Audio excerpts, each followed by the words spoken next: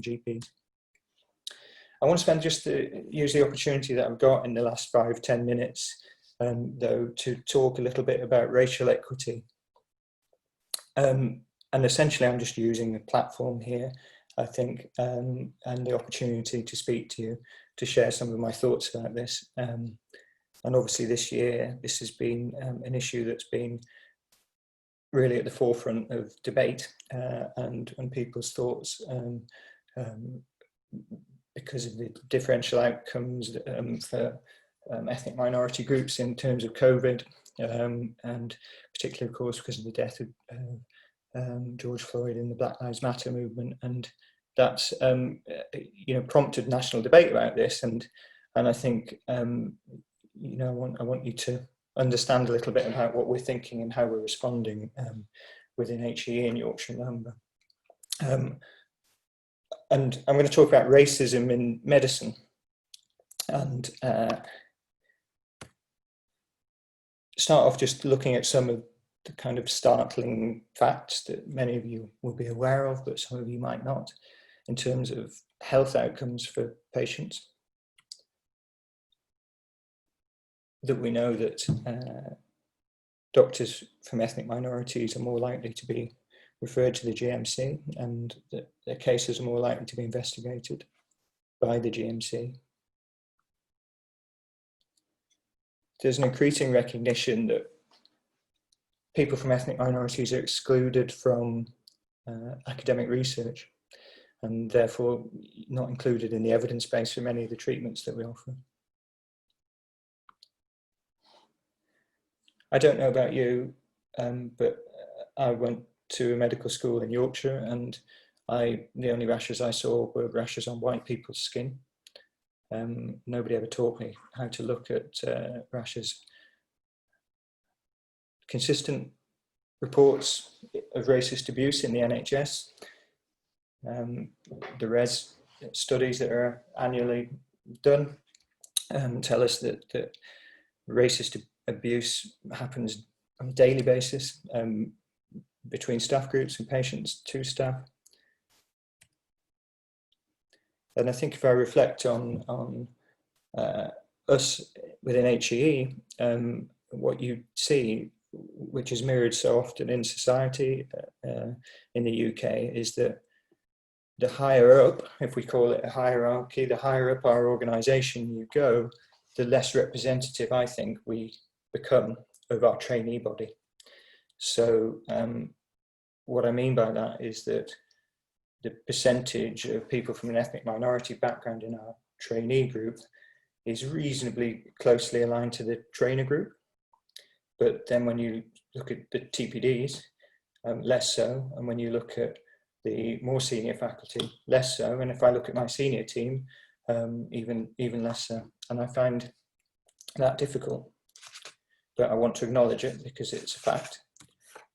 And acknowledge it because there is a natural tendency, particularly amongst privileged white people, to feel uncomfortable with the fact that you might be individually being part of a racist situation, and that we tend to overreact to that and treat it as a personal accusation of racism, which is upsetting to us very often. And then we have a tendency to deny the problem, and that's not acceptable.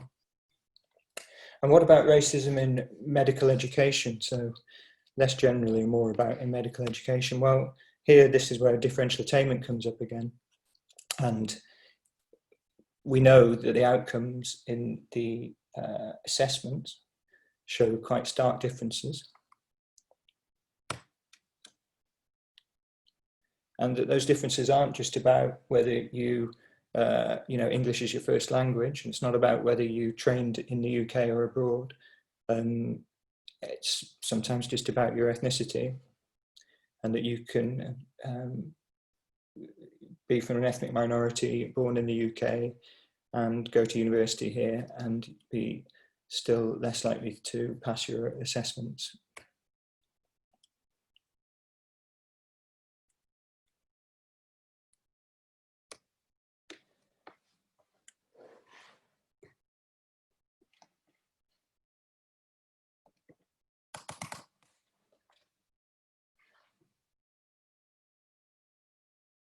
So I find all of that difficult to read. I find it difficult to put it on a slide, and I'm uncomfortable about it. And I'm uncomfortable about it because I'm embarrassed and ashamed, I suppose. And I think this reason for this slide is that there's a journey here that we need to go on, and I think there's sometimes a personal journey, and then there's an organisational journey. You know, for me, the sort of racial equity awakening has been going on for a few years since I went to the Slavery Museum in 2017, actually at the RCGP conference in Liverpool.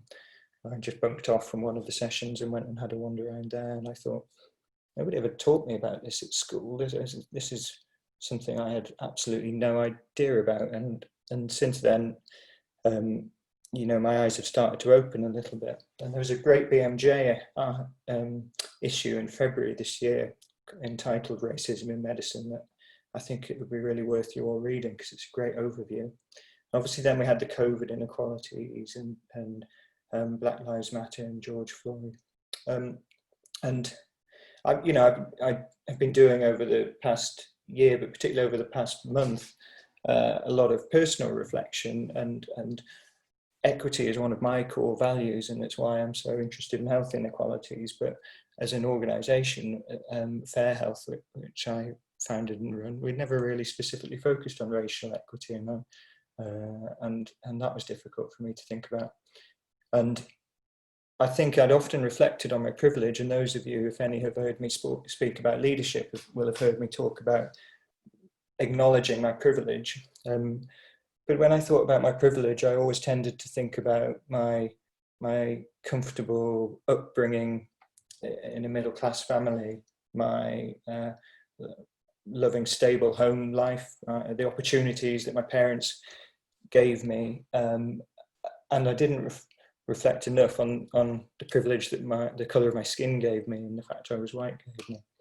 And I think we need to acknowledge that. And I think the thing we need to acknowledge is that there is systemic structural racism in the UK society, but also in medicine and also in medical education. And kind of acknowledging that is the first step as an organisation to a journey to try and tackle those issues. So for me, there was this big realisation that it wasn't enough to just feel that you weren't a racist, and that was kind of a comfortable feeling throughout my life, because you could see that potentially that this was the case and this was happening, and then you could reassure yourself that, well, I've got no part in that, and I've got no part in it because I'm not racist, so that's other people's fault. And then, you know, the realization that actually that's not enough, and that you can't, the opposite of racist isn't not racist, and that actually there's no middle ground, and unless you are part of the solution, then you're part of the problem, and that need to really be more active in tackling these issues emerges. This is from that BMJ. That just recognises that I've talked quite a bit about personal change and reflection and awakening, but actually it's, as an organisation, a few things to do, then that can be more challenging, but you have to take deliberate, concerted action in order to make a difference. So I'm just going to finish off now. And I don't know what all the answers are. And you know, there was a sense and a temptation when this was being discussed so openly around May, June time, to have a knee-jerk response and to try and you know, come up with the answers. And I didn't want to do that from the position that I was in personally or organisationally, because I didn't feel ready, and I too often people like me will come up with an action plan or a report without really fully understanding the issues, and that was what I wanted to do. So these are some of the things that I think we know help, that we need to celebrate the diversity that we've got within training, within our trainee groups, that we need to stop talking about it being the individual's fault that they are not passing their exams and not progressing through training, because it isn't. It isn't about the exam, and I know, and I believe that's the case, and I think that the exam highlights the problem. It's like if you've got a difference in diabetic control between one group and another, blaming the exam is a bit like blaming the HbA1c test. We know that medical training is racist and creates that difference, but I don't, from what I can see, I don't think it's about the exam, and actually focusing on the exam takes away the focus from the actual underlying stuff that's going on that's causing that difference. And I think these are some of the things that we need to do to focus on that individual supportive trainer-trainee relationship, to work on the environments, and for me to do work with my faculty and educators and trainers to develop their awareness and understanding of these issues. So action for us, I think, it is coming, and I hope it will make a difference. So I'm just going to finish to say that there's kind of three themes here, really, that the unfair health outcomes between patient groups is something that I want to prepare you as GPs to address, so to reduce those unfair differences, whether that's between poor people and not poor people, between the homeless and those who are homed, or between black patients and white patients, whatever that difference is. I'd like us to try and narrow the gap through your actions, through your career, and us to prepare you to do that.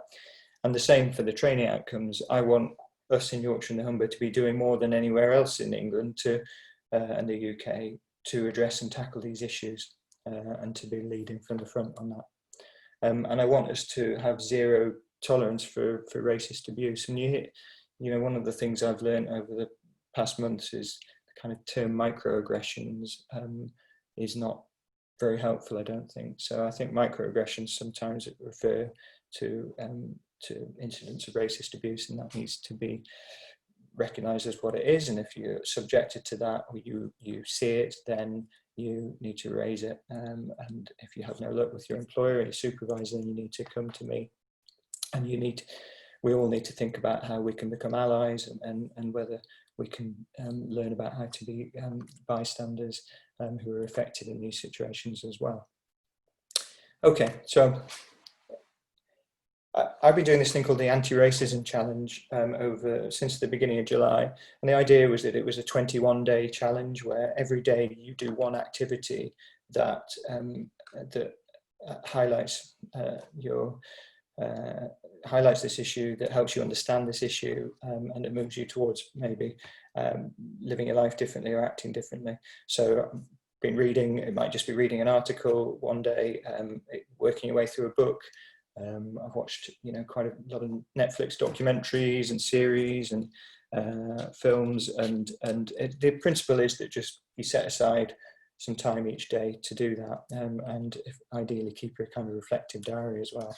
And I kind of got to 21 days and I wasn't finished really, because there was more I wanted to do, so I've just continued that. So Google Anti-Racism Challenge, and you'll find some links to resources that you can do if you want to know more. And in terms of the thoughts that we're having about how to tackle this issue at a structural level within education and training, please get in touch with me if you've got any ideas or if you want to help with that.